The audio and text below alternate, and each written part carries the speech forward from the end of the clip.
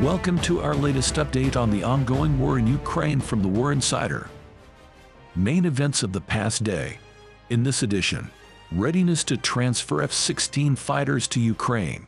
Preparation of Russian units is underway on the polygon of the Republic of Belarus. Video of the aftermath of the HIMARS strike on a hospital with Russian military personnel in occupied Novoaidar. The Ukrainian military continues to attack Russian army logistical nodes. Video of the destroyed bridge between Tokmak and Melitopol. More details about everything in this video. Let's start with a map of military actions in Ukraine. The Russian Federation continues to conduct offensive actions on the Limansk, Bakhmut, Avdiivsk, and Novopavlovsk directions.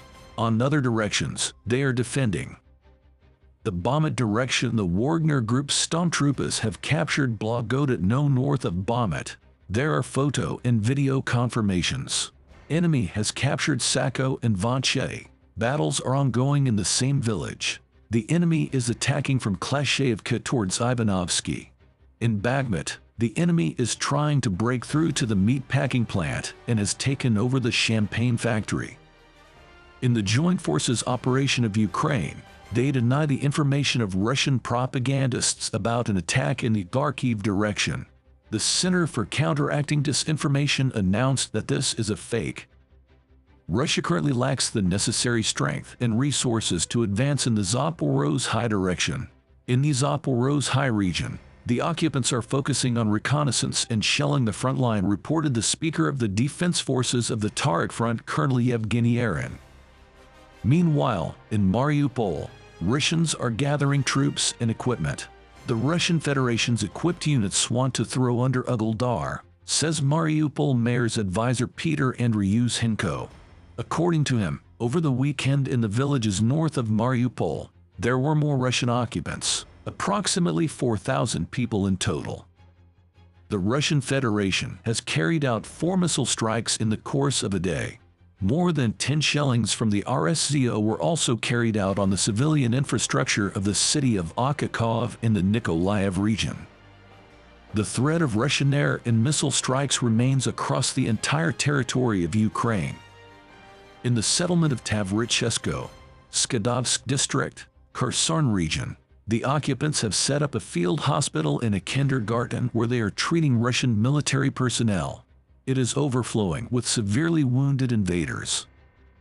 The Ukrainian Defense Forces aviation carried out 4 strikes on enemy concentration areas within the last 24 hours, and the missile and artillery units hit 3 command points, 4 concentration areas, and 2 enemy ammunition depots. The Challenger tanks will arrive on the front line in Ukraine by summer or May of this year, according to UK Defence Minister Ben Wallace. The official added that, for security reasons, he cannot disclose the schedule for training Ukrainian military personnel to work with the tanks. Poland is ready to transfer F-16 fighter jets to Ukraine in coordination with NATO, said the Prime Minister of Poland, Morawiecki. As it was a few months ago in the context of MiGs, any other air force will be implemented and probably transferred in coordination with NATO countries. Here we will act in full coordination, said Morawiecki. The head of the Ukrainian president's office, Andriy Yermak, has already commented on this statement. Work on obtaining F-16 fighters continues. There are positive signals from Poland, which is ready to transfer them to us in coordination with NATO.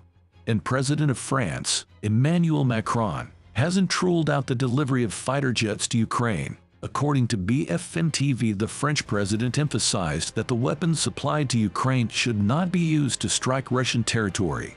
According to Politico, France will also consider issues related to training Ukrainian pilots. President Biden, in turn, stated that the U.S. will not supply Ukraine with F-16 fighter jets, according to the AFP news agency. However, we remember how at the beginning of the war the U.S. reported on the impossibility of delivering Javelin, later on armor, then on the impossibility of putting tanks. All of this is already being supplied to the Ukrainian armed forces. Ukrainian forces destroyed a train bridge between Melitopol and Tokmak. The extent of the structural damage is unclear. On this video you can see the results of the strikes. This is another attack on a critical transportation hub used by Russian occupiers. Recall that recently there was information about an attack on a railway station in occupied Ilovaisk. On January 28, the Ukrainian armed forces struck a hospital building in the occupied Novoaidar of Luhansk region, where Russian military personnel were staying. The video shows the result of the work of the Ukrainian army. As a result of the impact of rocket-propelled explosive shells, 14 were killed and 24 military personnel were injured of varying degrees of severity. These are official data of the Russian Federation. According to an official data, the number of victims is several times higher. China does not want to be on the side of the loser in the Russia-Ukraine war, says Washington Post.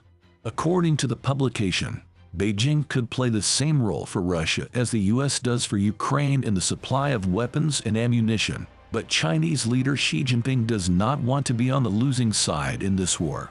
Therefore, he continues to balance between the West and Russia. The Financial Times reports, based on conversations with Chinese officials, that China now realizes the likelihood that Russia will not be able to win over Ukraine and will emerge from the conflict as a secondary state, significantly weakened economically and diplomatically on the global stage. In other words, a defeated Russia may not be a very useful future ally for China, another country with few friends in the world. And China, as the largest trading country in the world, cannot afford to become as isolated as Russia. This is all the news for today. Don't forget to subscribe and hit the like button if you enjoyed the video. We'll be back with more updates and information tomorrow. Thanks for watching.